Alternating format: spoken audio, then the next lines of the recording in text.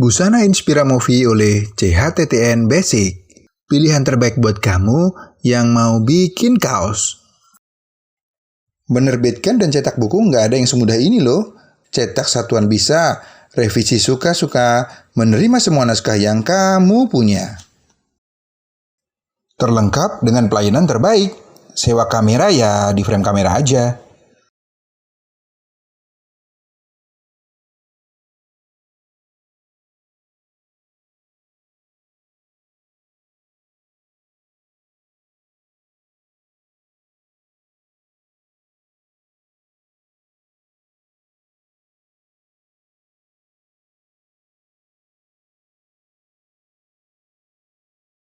أعوذ بالله من الشيطان الرجيم بسم الله الرحمن الرحيم الرحمن علم القرآن Khalaqal insan. Saya sedikit memberikan isi suara hati saya. Beliau yang sangat religius, suatu sosok yang bijaksana dan sangat menginspiratif. Beliau sangat membantu pada saat itu saya kesulitan dalam hidup saya karena saya terlilit dengan riba. Pada saat itu saya sudah mentok, nggak ada jalan keluar dan apa segala macamnya untuk menghadapi masalah itu. Tapi saya ketemu sama beliau, saya diskusi sama beliau, saya minta pengarahan sama beliau. Alhamdulillah beliau menemani saya, mendampingi saya, memberikan solusi dan akhirnya ada jalan keluar. Sampai dengan akhir tahun 2020 saya bisa menyelesaikan kesulitan saya dengan sosok beliau adalah sosok yang sangat baik, bijaksana bagi saya. Sifat penolongnya sangat luar biasa. Mudah-mudahan beliau selalu sehat, selalu dalam lindungan Allah Ta'ala.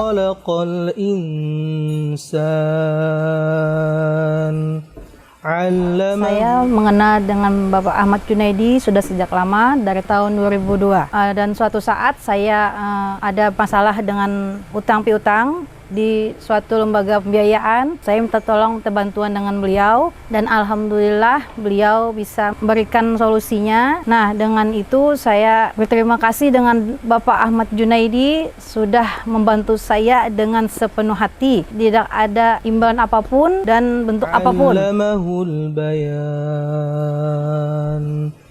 Asy-syamsu wal qamaru bihusban. Beliau itu adalah teman dari kakak saya. Karena saya seorang pebisnis juga, kadang-kadang di bisnis saya banyak permasalahan hukum, permasalahan keuangan, dan lain-lain. Di momen ketika saya terjerat masalah, saya langsung mendatangi beliau. Jadi saat itu juga beliau langsung telepon sana-sini dan bantu saya all out. Setiap hari, beliau itu mengirimkan pesan-pesan untuk menjalankan ibadah subuh, tahajud, dan setiap hari itu kata-kata mutiara yang beliau kirimkan itu sangat-sangat bagus gitu. النجم والشجر يسجدان والسماء رفعها ووضع الميزان. Beliau adalah seorang sosok yang sangat religius, satu, dan sangat menjunjung tinggi humanity, kemanusiaan. Dalam kata lain, beliau sangat ringan tangan membantu orang-orang atau teman-teman yang sedang kesusahan tanpa harus mengharapkan imbalan ini dan itu. Katakanlah saya sebagai yang lebih muda, saya merasa input ataupun masukan dari beliau ketika kita berbicara, beliau sangat mengayomi tanpa harus menggurui.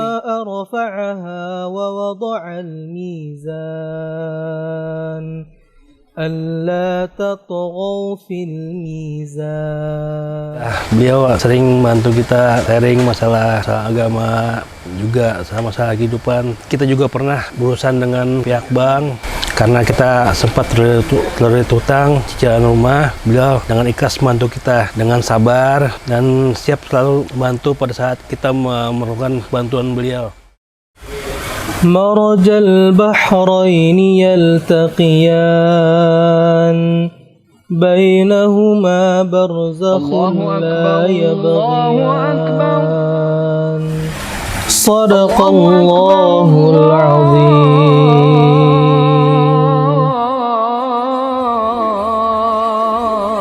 Wah, azan tuh. Oke,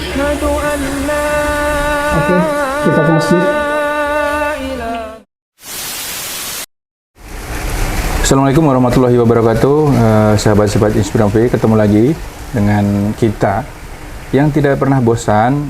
Kita nebar-nebar wawasan, nebar-nebar ilmu yang insya Allah bermanfaat banget buat sahabat-sahabat Inspirasi semua. Dan hari ini bisa dikatakan special edition. Wah, karena ada tamu istimewa di depan saya. Istimewa kenapa? Memang mungkin belum banyak yang kenal gitu, tapi setelah ini insya Allah kita akan merasa dekat dengan beliau dan insya Allah ingin mengenal beliau lebih banyak lagi, lebih dalam lagi. Selamat pagi. Assalamualaikum Pak Ahmad Junaidi. Waalaikumsalam warahmatullahi wabarakatuh. Selamat pagi. Sehat ya hari ini? Alhamdulillah sehat. Sorry hari ini nggak bisa sepeda pagi ya. Siap. Karena diculik Inspiramovi. Karena beliau biasanya setiap pagi itu bersepeda pagi dan kali ini harus datang memenuhi undangan Inspiramovi ya untuk ngobrol-ngobrol di tempat ini ya. Alhamdulillah. Masya Terima Allah. kasih. Dan hari ini kita bakal membahas terkait bagaimana perjuangan Pian, perjuangan Bapak membentuk komunitas subuh dan khususnya komunitas anti riba ini. Nah, pertama-tama nih, ketika kita ketemu ngobrol gitu ya, saya sih rasa biasa-biasa aja. Tapi pas ketika Pak Junaidi kemarin itu cerita gitu, bahwasanya ngebentuk komunitas anti riba itu kaget juga gitu. Karena kita tahu basically Bapak kan dulu pernah menjabat di salah satu bank ternama. Habis itu juga pernah bekerja di salah satu perusahaan swasta terbesar di Kalimantan Selatan. Betul. Yang kalau mungkin tahu mereknya, mungkin bukan orang teman-teman di Kalimantan Selatan ini bakal tahu siapa gitu ya. Uniknya adalah seperti anomali ketika Bapak itu membuat komunitas ini. Karena seperti nggak nyambung gitu dengan basic Pian dulu gitu loh. Nah, pertama yang mau kita tahu adalah ceritain secara singkat. Kenapa bisa perjalanan dari dulu salah satu pejabat di bank, kemudian pejabat besar juga di sebuah perusahaan swasta, sekarang turun ke lapangan, ngebantu orang-orang langsung secara di pengadilan kadang-kadang mendampingi sampai ke pembiayaan, dimanapun mereka. Ini kok, silakan. Ya. Terima kasih sebelumnya atas undangan dan waktunya. Kita diberikan kesempatan untuk berdiskusi lah ya. Kita sama-sama sharing dalam kesempatan ini. Jadi sebenarnya kenapa timbul motivasi kita membentuk komunitas pejuang subuh? Kenapa timbul kita membentuk komunitas pejuang anti riba? Jadi pada dasarnya kita bukan seorang ustadz, kita juga bukan seorang mentor, kita hanya orang biasa yang setiap hari pengen belajar dan terus belajar. Dan motivasi sebenarnya berawal dari anak ya. Jadi anak waktu itu masuk pondok, alhamdulillah itu hafiz Quran, dan dari situ kita untuk berubah dan untuk bergiat dalam ibadah dan mengajak teman-teman hingga akhirnya termotivasi membentuk pejuang subuh. Nah, untuk komunitas anti riba sendiri itu termotivasi karena sebenarnya kita lah menebus lah. Kalau boleh dibilang secara ekstrim sih nggak boleh juga ya, menebus masa lalu lah. Masa lalu kita dulu yang kerja di bank, yang bergelut dengan ini, dengan seiring waktu kita berjalan, akhirnya kita membentuk komunitas pejuang anti riba. Ya sebenarnya sih motivasi awalnya itu sebenarnya ya kita nggak usah jauh-jauh berbicara ke orang lain, ke diri kita pribadi pun sebenarnya dulu juga termasuk dalam jeratan riba lah gitu kan. Jadi kita di bank, di leasing dan sebagainya gitu kan. Nah, dan seiring waktu berjalan banyak hal teman, keluarga yang sering datang berdiskusi, mencari solusi. Ya alhamdulillah kita berikan beberapa solusi dan arahan sehingga teman-teman maupun keluarga itu ngikutin, dan akhirnya sampai dengan kita mendirikannya perjuangan anti riba tadi. Nah, adapun gerakan itu sebenarnya sih awalnya itu adalah keinginan pribadi masing-masing sebenarnya gitu loh. Jadi tidak hanya gerakan kita pribadi, individu untuk ngajak orang, tapi sebenarnya itu dari pribadi masing-masing ya. Kita hanya mengarahkan dan mencoba memfasilitasikan bagi teman-teman, keluarga, masyarakat yang pengen keluar dari jeratan riba dan mereka berhajam benar-benar tidak mengulangin kembali keterlibatan di dalam anti riba tersebut gitu loh. Dan ini anti riba dan pejuang subuh sendiri itu berdiri sejak tahun 7 tahun yang lalu lah ya. 7 tahun yang lalu, dan itu tepatnya sebenarnya dulu base campnya, kalau sebagian teman-teman yang lama yang tahu, itu base campnya dulu adalah di tempat tinggal kita pertama ya, di Bunyamin Residen. Sampai sekarang sih masih ada base campnya di situ, yang mana banyaklah dari masyarakat yang sering datang untuk berkonsultasi lah, khususnya yang kesulitan berurusan dengan pihak lembaga-lembaga bank maupun non-bank ya. Saya koperasi, leasing, perbankan gitu kan. Ya alhamdulillah rata-rata hampir 99% itu berhasil kita fasilitasi. Gitu mungkin kan. Masalah biasa sekali ya. Terus kan kalau dikatakan tadi kan saya ingin menebus masa lalu yang dianggap kurang baik begitu ya. Ya kalau misalnya menebus itu kan sebenarnya pilihannya banyak, bisa bikin gerakan sedekah kah, bisa bikin gerakan infak kah, misalnya kan banyak tuh yang sedekah-sedekah hari Jumat atau apa gitu ya. Tapi kenapa pilihannya nih jatuh ke riba nih? Atau mungkin ada perhatian khusus gitu kali ya dari Bapak ya terkait hal ini gitu ya, kok pilihannya kok ke sana gitu. Jadi gini, kebanyakan masyarakat kita awam, termasuk mungkin nggak usah kita berbicara terlalu jauh, keluarga kita dekat sendiri, teman kita sendiri, kadang-kadang kurang edukasi ya. Jadi dapat pengetahuan tentang bagaimana sih sebenarnya untuk mengatasi kalau bermasalah atau keluar daripada riba ini. Nah, kita awalnya karena kita basically adalah perbankan, jadi antara ilmu di perbankan dengan ilmu agama kita padukan, Masya Allah, sehingga menemukanlah solusi gitu kan. Bagi kami sekarang punya prinsip itu, berhutang itu adalah memberikan janji, sesuatu janji yang belum pasti. Kenapa jadi dibilang begitu? Janji itu yang diberikan adalah sesuatu yang tidak pasti, itu janji membayar. Misalnya nih yang bersangkutan misalnya janji bayar kepada pihak lembaga keuangan, itu baik perbankan maupun non perbankan, saya janji bayar tanggal 5. Padahal kita tidak tahu tuh apa yang proses terjadi sebelum tanggal 5 tersebut. Makanya kami bilang adalah menjanjikan sesuatu yang tidak pasti, menjanjikan sesuatu pasti tapi dalam tidak kepastian gitu loh. Artinya dalam kata lain nggak recommended juga sebenarnya tindakan untuk berhutang ini sebenarnya? Tidak. Tidak sekali. Kalau memang nggak kepepet banget, nggak darurat banget, jangan gitu ya? Jangan. Apalagi hanya untuk konsumtif, gaya hidup, ya nggak sih? Betul. Nah mungkin bisa dikasih tahu tuh terkait hal itu tuh.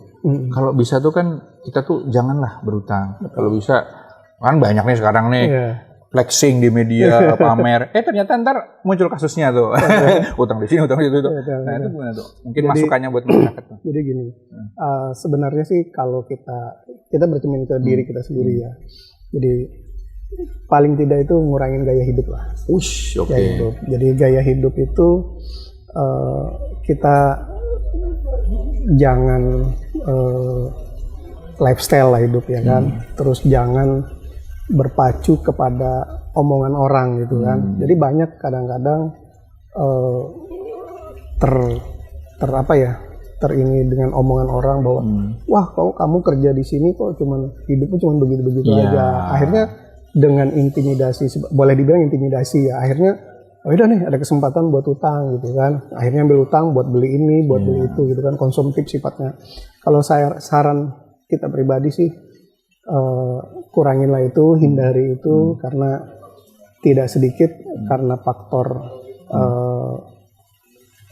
yang kurang tepat dalam manajemen keuangan. Padahal dana itu adalah dana pinjaman yang dari riba, itu akan merusak rumah tangga sendiri gitu. Masya Allah. Gitu. Jadi efeknya negatifnya lebih banyak kali Lebih ya. banyak. Nah kalau kita dengar nih dari orang-orang yang sudah Bapak bantu gitu kan, banyak yang mereka mengatakan Pian itu care betul gitu, sampai ke pengadilan ditemenin, kadang kebiayaan itu, artinya sedetail-detailnya tuh didampingi gitu. Betul. Dan tidak ada pembicaraan deal-dealan, oh nanti kalau saya tarik saya sekian. Nggak ada. Nggak ada itu. Nggak ada. Itu nggak ada. Nggak ada. Wah, luar biasa banget ya. Kok begitu gitu? Kenapa? Motivasinya apa tuh? Ya, jadi kembali lagi motivasinya begini. Ya, karena mungkin Kan sekarang secara orang serba- pribadi ya. Iya. Jadi secara pribadi kemungkinan kita juga pernah mengalami begitulah.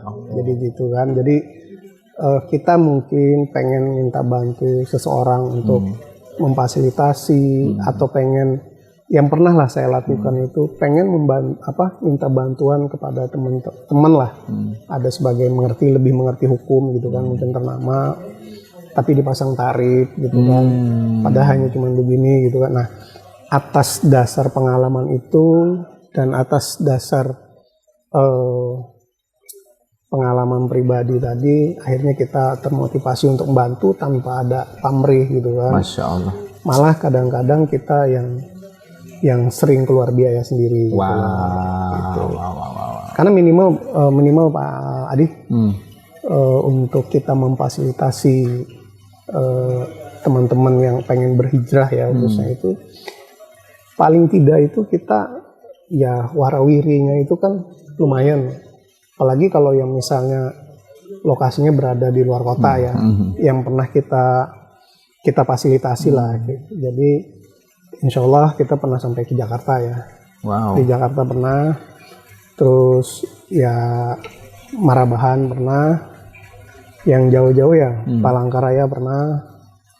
Kalau Banjarmasin sih, ya kalau dari Banjarmasin Martapura dianggap jauh juga pernah gitu kan. Oh, wow. Dan alhamdulillah kita tanpa minta pamrih gitu kan, tanpa minta bayaran gitu loh. Jadi ya karena kita berdasarkan pengalaman pribadi aja kita. Jadi kita juga pernah berada dalam keterpurukan, kita juga pernah berada dalam istilahnya jeratan riba tadi. Ya kita pengen nebus dosanya tadi lah. Betul. Dan mudah-mudahan nanti seiring dengan ini kita akan mencoba memberikan edukasi lagi bagaimana caranya masyarakat kalaupun memang harus dan membutuhkan itu bagaimana caranya yang baik dan benar. Ya kalau bisa jangan sampai lah. Saran saya secara pribadi itu kalau bisa jangan, karena itu akan berdampak buruk baik kehidupan pribadi maupun rumah tangga. Masya Allah, luar biasa. Nah jadi terkait memang mungkin kan sahabat-sahabat Inspirom ini kan pasti pengen tahu juga nih kan hal-hal apa aja sih gitu kan yang mungkin selama ini nggak tahu banyak masyarakat gitu loh. Jadi kalau ketika membantu orang-orang begitu ya, apa sih yang paling diingat nih? Ada satu kasus nggak sih yang paling diingat sama Bapak gitu? Yang paling diingat, yang paling mungkin membekas gitu? Mungkin bisa diceritakan.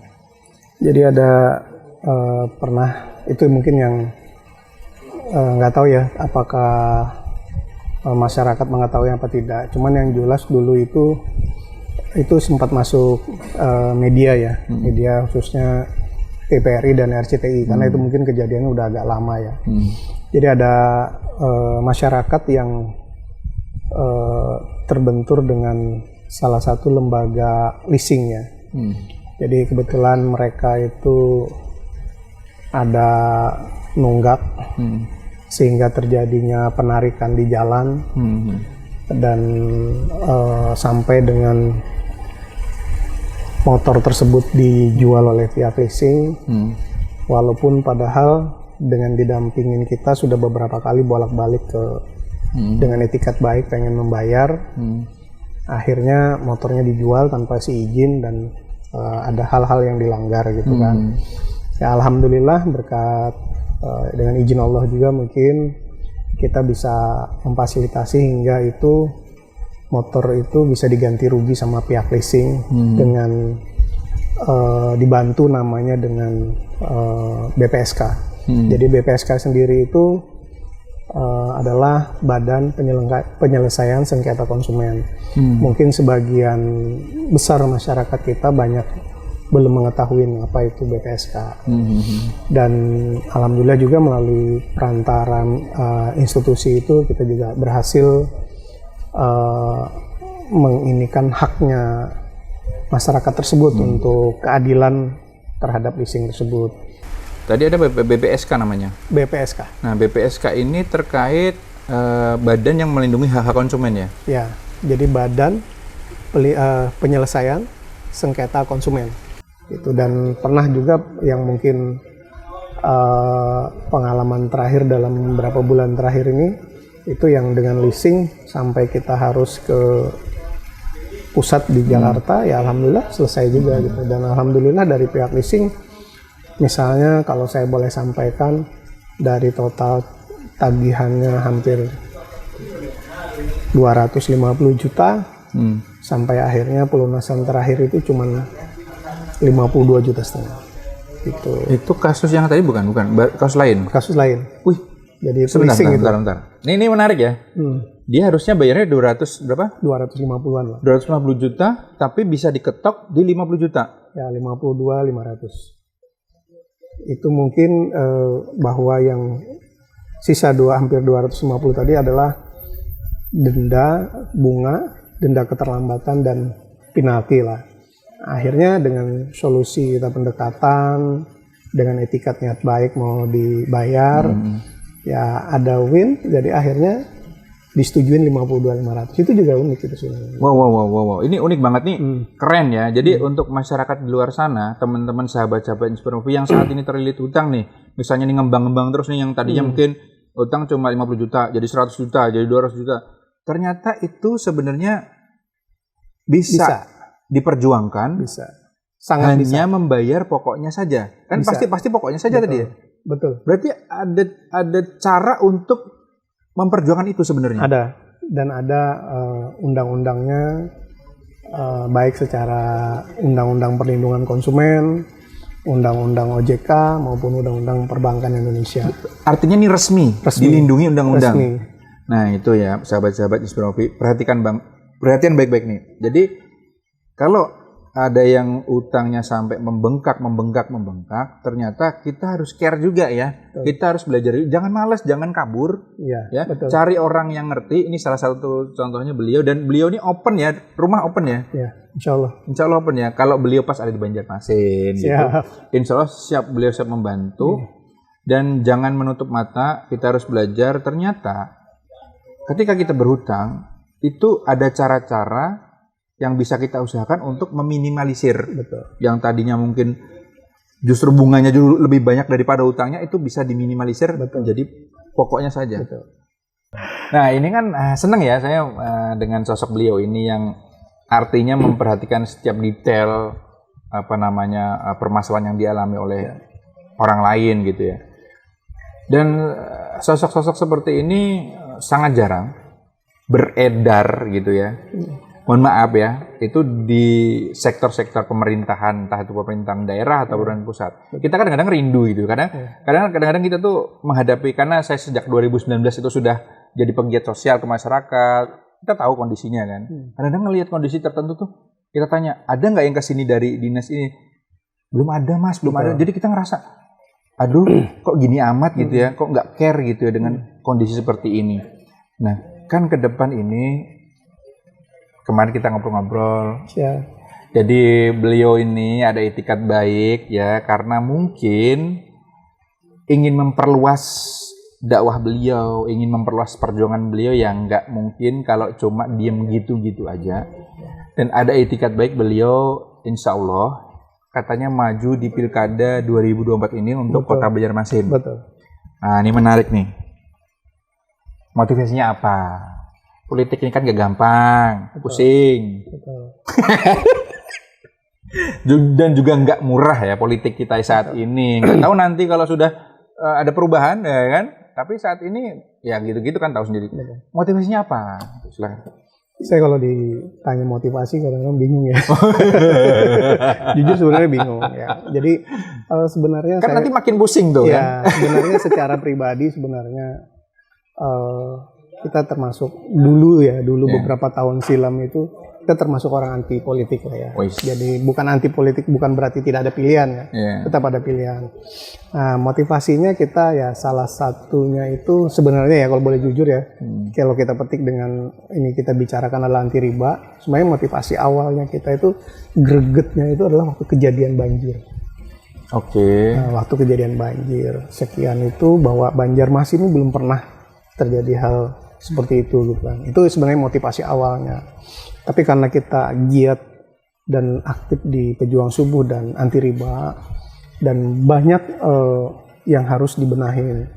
Jadi tidak hanya sebatas pembangunan infrastruktur dan ini aja suatu daerah dan bangsa itu, tapi harus kita bagaimana caranya memperbaikin adab, akhlak, keimanan, ya salah satunya ya kita menghindari daripada riba tadi gitu kan. Jadi motivasinya kalau kehidupan di masyarakat ini sendiri itu banyak terjerat dengan riba, insya Allah keberkahan itu kurang. Benar bang. Jadi salah satunya itu, terus kita juga punya keinginan untuk nanti kalau seandainya kita bisa diberi amanah, mudah-mudahan kita bisa berlaku adil dan bisa memang ini, saya akan mendirikan mungkin di bawah perusahaan daerah, itu namanya mungkin koperasi, karena kalau perbankan itu harus keterkaitan dengan Bank Indonesia, jadi kita harus koperasi dengan sistem pendampingan. Nah, kenapa jadi koperasi syariah dengan sistem pendampingan atau koperasi umum, tapi tetap sistemnya dengan pendampingan. Karena kalau kita libatkan syariah, nanti orang identik dengan Islam saja. Gitu. Padahal tujuan kita tidak hanya Islam, tapi masyarakat menyeluruh. Ya. Gitu. Nah, kenapa jadi dengan pendampingan? Karena disitulah nanti yang namanya melepaskan daripada jeratan riba tadi. Itulah motivasi yang akhirnya berkeinginan saya kuat pengen dengan modal bismillah saya maju insya Allah, walaupun kata teman-teman dan kita lihat kebanyakan bahwa ini butuh modal banyak, saya dengan modal bismillah dibantu teman-teman dan keluarga, doa ibu, saya coba memberanikan diri maju. Mudah-mudahan masyarakat juga mendukung. Kalau saya sih sahabat ya, itu dengarnya senang ya. Apa ya? Kita tuh rindu banget sosok-sosok yang mau memperhatikan tuh sampai detail lah, gitu loh. Karena kan kita ngelihat ya infrastruktur kita oke lah bagus ya, jalan-jalan udah mulus nih, Banjarmasin udah mulus bagus, jembatannya udah gede-gede. Tapi mohon maaf aja gitu kan. Kalau saya ini kan karena sejak 2019 itu ya ke ujung-ujung kota. Betul. Bener-bener ke daerah-daerah yang mungkin jarang dilalui gitu ya. Dan kita tahu di situ banyak PR, banyak sekali PR. Dan jangan salah, nggak cuma di pelosok, di tengah kota juga banyak masalah nih. Betul. Yang sering saya hadapi ini salah satu contoh kasus-kasus anak terlantar, betul. Korban kekerasan, betul. Anak jalanan, betul. Gitu kan. Dan mereka ternyata anak jalanan ini juga ternyata bervariasi juga backgroundnya. Betul. Dan banyak-banyak lainnya lah. Kalau yang namanya, mohon maaf ya, miskinan itu sudah dari dulu juga udah kayak begitu. Ini mau nanya dikit ya, spill lah sedikit lah. Komitmen dari Bapak ini nih ya, kalau misalnya nanti memang jadi dijadiin Allah maju dalam persaingan pilkada itu, bener-bener memperjuangkan setiap detail permasalahannya terjadi masalah nggak sih? Atau jangan-jangan nih Bapak ini cuma di kamera doang gitu kan? Silakan, gimana tuh? Ya. Jadi ya kembali lagi dengan bermodalkan Bismillah, Insya Allah saya akan mewujudkan keadilan ya, keadilan bagi masyarakat khususnya Banjarmasin ya. Jadi sebenarnya kalau boleh dibilang kita jangan sampai ini begitu jadi nanti lupa nih terhadap masyarakat ini gitu loh. Betul. Jadi sebenarnya jauh sebelum dari pilkada sendiri pun, pilkada maupun percalekan kemarin, insya Allah kita melalui komunitas pejuang subuh kita sudah sering melakukan pendekatan-pendekatan dengan anak-anak jalanan, terus memfasilitasi anak-anak jalanan, terus juga kita memberikan kalau boleh dibilang pendidikan agama, baik mengaji dan sebagainya gitu kan, memfasilitasi. Ya insya Allah itu udah kita lakukan lah gitu loh. Jadi dengan kita dikasih jabatan, insya Allah kita akan maksimalkan gitu kan. Membela masyarakat kecil untuk menjadi lebih adil lah gitu. Masya Allah, luar biasa ya. Mudah-mudahan sosok yang kita temui di depan ini mudah-mudahan memang dilancarkan, dimudahkan Allah. Ya. Dan mudah-mudahan kalau udah sampai di sana memang dijabah diridhoi Allah ya kan, untuk memang maju sampai ke sana. Mudah-mudahan apa yang beliau ucapkan ini tidak berubah sedikit pun ya. Amin. Nah, mudah-mudahan beliau tetap konsisten dengan visi misinya, dengan niat baiknya untuk memperbaiki setiap sektor mungkin ya, yang memang harus banyak PR lah kita ini. Oke, baik, terima kasih Pak Ahmad Junaidi sudah berkenan meluangkan waktu untuk ngobrol-ngobrol santai bersama Inspira Movie. Dan mudah-mudahan sahabat Inspira Movie, apa yang kita bicarakan hari ini mudah-mudahan menjadi renungan tentunya. Karena kita selain ingin lebih baik, perbaikan itu tidak hanya terkait sarana prasarana, bukan hanya rumah yang kita perbaiki, mobil, baju, tapi perbaikan diri, perbaikan kualitas kehidupan, akhlak, keimanan, dan intinya kita merenung, jangan sampai kita membuat kesalahan-kesalahan di masa lalu. Dan tentunya memang kalau beliau ini memang maju misalnya, ya jangan lupakan beliau ya, karena dengan niat yang baik beliau tadi, mudah-mudahan kita berubah menjadi yang lebih baik, real. Tidak hanya slogan. Betul. Kan selama ini slogan doang kali Betul. ya. Betul. Oh, ini fakta loh ya. Ini enggak bukan ujaran kebencian nih. Betul. Jadi mudah-mudahan ya, kita bisa ketemu di lain kesempatan. Insya Allah. Dan berkolaborasi untuk hal-hal yang bermanfaat lainnya. Insya Allah. Oke, sahabat Inspira Movie, jangan lupa share terus. Assalamualaikum warahmatullahi wabarakatuh. Waalaikumsalam.